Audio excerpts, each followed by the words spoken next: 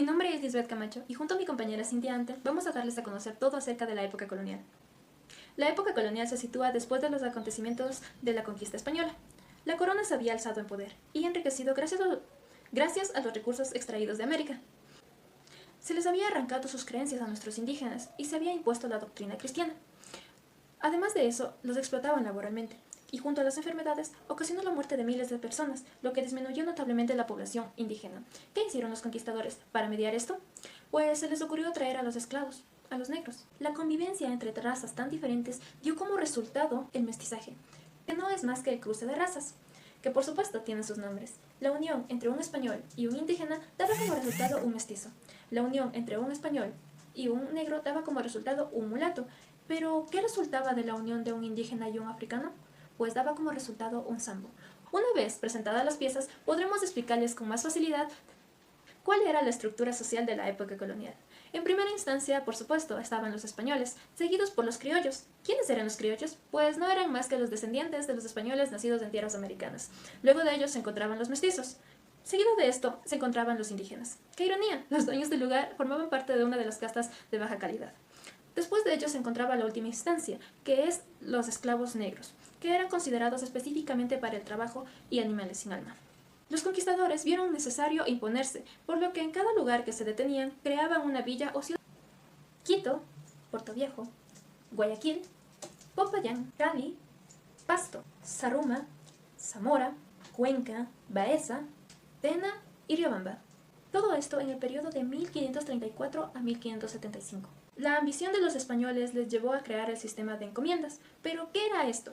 El sistema de encomiendas era el encargo o encomienda, de ahí viene su nombre, de un grupo de indígenas a un colono español. Esto con el fin de que él pagara a un sacerdote o religioso para que les enseñara la doctrina cristiana. Con el paso de los años este sistema fue perdiendo popularidad, surgiendo así las mitas.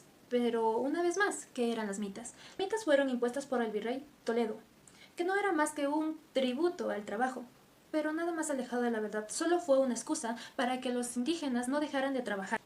Consistía en que los jóvenes de 18 y 50 años tenían que trabajar en la mina, claro, a cambio de un pequeño salario y de comida, para que su familia no muriese de hambre mientras el indio no se encontraba en casa. Sin duda alguna, un método más de la corona española para ahorrarse la mano de obra. Pero no todo fue malo en la conquista. También surgieron varios aportes de la cultura, como vamos a ver a continuación. El arte colonial. El arte colonial es el conjunto de expresiones artísticas que se desarrolló durante el periodo de la colonia. Se caracteriza por la mezcla de los estilos artísticos europeos, sobre todo por el barroco, con elementos propios de la cultura latinoamericana. Arquitectura colonial. La arquitectura colonial se expresó sobre todo en las construcciones religiosas, como iglesias, monasterios, conventos, capillas, etc. Algunas de las características de la arquitectura colonial eran: estas construcciones tuvieron una gran influencia barroca, eran diseñados y traídos desde España y eran manejados con gran privilegio. Utilización de ventanas muy altas y muros macizos. Construcción de iglesias y monasterios con puertas y entradas grandes con estilos europeos. Utilización de materiales como el yeso y el barroco. La pintura colonial. La pintura colonial también estuvo influenciada por el estilo barroco, en el cual destacó el uso de contraste de luces y sombras. La pintura colonial se sustenta en el dibujo y el color, y las cuales sirven para representar, es decir, describir, explicar y principalmente los dogmas católicos. En el siglo XVIII, en la pintura comenzó a realizarse retratos de clases sociales y jerarquías. La escuela quiteña es como se ha llamado el conjunto de manifestaciones artísticas y artistas que se desarrollaron en el territorio de la Real Audiencia de Quito. Una de sus características comunes de la escuela quiteña es su técnica de encarnado, como se llama a la pintura y esculturas a la similitud del color de la carne del cuerpo humano. Pintores, escultores y talladores de la escuela quiteña. Estos fueron algunos de los representantes de la escuela quiteña. El primero, Miguel de Santiago. Este pintor nació en la Real Audiencia de Quito y fue un fiel exponente de la escuela quiteña en el siglo XVII. El artista fue nieto de indios e hijo de mestizos. Quedó huérfano de padres a temprana edad. Una de sus pinturas es la Inmaculada Concepción. Bernardo de la Garda fue escultor, pintor, tallador y platero ecuatoriano que vivió en el siglo XVIII. Y perteneció a la escuela quiteña de artes y oficio, a pesar de haber pertenecido a una familia mestiza de bajas posibilidades económicas. Pudo ingresar a la escuela quiteña gracias a los grandes esfuerzos realizados por su padre. La obra más conocida de este artista quiteño es la llamada Virgen de Quito. Manuel Chili, más conocido como Caspicar. Este artista constituyó un afamado escultor y tallador indígena que perteneció a la Escuela Quiteña de Arte, específicamente en el siglo XVIII, de cuya escuela llegó a ser uno de sus máximos representantes. El nombre artístico del escultor Caspicara significa cara de madera o cara de palo.